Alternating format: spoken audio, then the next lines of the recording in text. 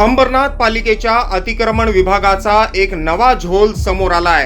अति धोकादायक इमारत पाडण्यासाठी अतिक्रमण विभागाने पालिकेच्या ठेकेदाराला कार्यादेश दिले। बिल्डरला पाडकामाचे पैसे भरण्याचं पत्र दिलं, पण प्रत्यक्षात ही इमारत बिल्डरने स्वतःच पाडली। मग आता पालिकेच्या ठेकेदाराचं बिल कुणाला खाण्यासाठी काढलं जाणार असा सवाल उपस्थित झालाय। अंबरनाथ पूर्वेच्या भवानी चौकात असलेल्या रामगोविंद इमारतीच्या बाबतीत हा प्रकार घडलाय। ही इमारत अति धोकादायक असल्यानं अंबरनाथ पालिकेनं 15 मे रोजी या इमारतीवर कारवाई प्रस्तावित केली। त्यानुसार अतिक्रमण विभागाने शहर अभियंता, बांधकाम विभाग, पाणी पुरवठा विभाग, विद्युत विभाग, आरोग्य विभाग यांना या कारवाईसाठी 7 मे रोजी कार्यालयीन आदेश दिले। त्याच दिवशी उल्हासनगरच्या पोलीस उपायुक्तांना या कारवाईसाठी पोलीस बंदोबस्त पुरवण्याची मागणी करणारं पत्र अतिक्रमण विभागाने दिलं। यामध्ये 1 PSI, 5 पुरुष पोलीस आणि 3 महिला पोलिसांचा बंदोबस्त पुरवण्याची मागणी करण्यात आली। यानंतर रामगोविंद सोसायटीचा पुनर्विकास करणाऱ्या बिल्डरकडून इमारतीच्या पाडकामासाठी लागणारं मनुष्यबळ, JCB, पोकलेन आणि पोलीस बंदोबस्ताचा खर्च म्हणून 1,15,400 रुपये वसूल करण्याचा निर्णय पालिकेनं घेतला आणि तसं पत्रही देण्यात आलं।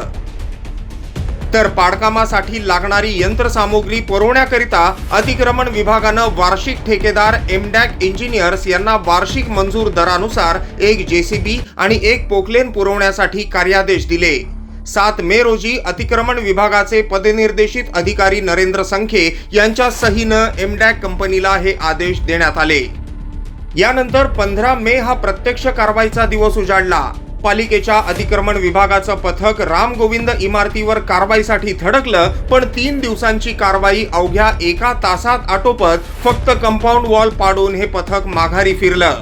इमारतीतील काही रहिवासी घरं रिकामी करत नसल्याचं निमित्त अतिक्रमण अधिकाऱ्यांना मिळालं आणि ही कारवाई 10 दिवस पुढे गेली।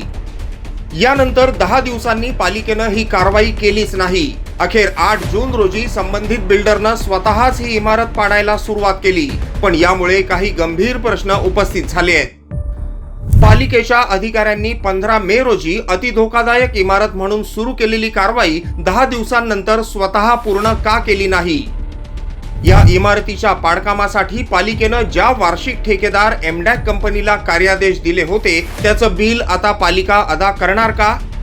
संबंधित बिल्डरनं पालिकेला पाडकामाचा खर्च अदा केलाय का? अतिक्रमण विभागाने आजवर हीच पद्धत वापरून शहरातील अनेक अति धोकादायक इमारती स्वतः निष्कासित करत असल्याचं भासवून खासगी पाडकाम करणाऱ्यांकडून पाडून घेतल्याची चर्चा आहे। यामागे इमारतींमधून निघणाऱ्या भंगारासाठी होणारे आर्थिक व्यवहार आणि वार्षिक ठेकेदाराकडून निघणाऱ्या बिलाचा अपहार ही 2 प्रमुख कारणं असल्याचं जाणकारांचं म्हणणं आहे। शिवाय बिल्डरांकडून पाडकामाचा खर्च अधिकृतपणे वसूल न करता अनधिकृतपणे घेतला जात असून यामुळे पालिकेचं सुद्धा आर्थिक नुकसान होत असल्याची चर्चा आहे। त्यामुळे अतिक्रमण विभागाने आजवर अति धोकादायक ठरवून पाडलेल्या प्रत्येक इमारतीच्या कामाची चौकशी मुख्याधिकारी उमाकांत गायकवाड यांनी केली तर अंबरनाथ नगरपालिकेतल्या मोठ्या भ्रष्टाचाराची पोलखोल नक्कीच होईल।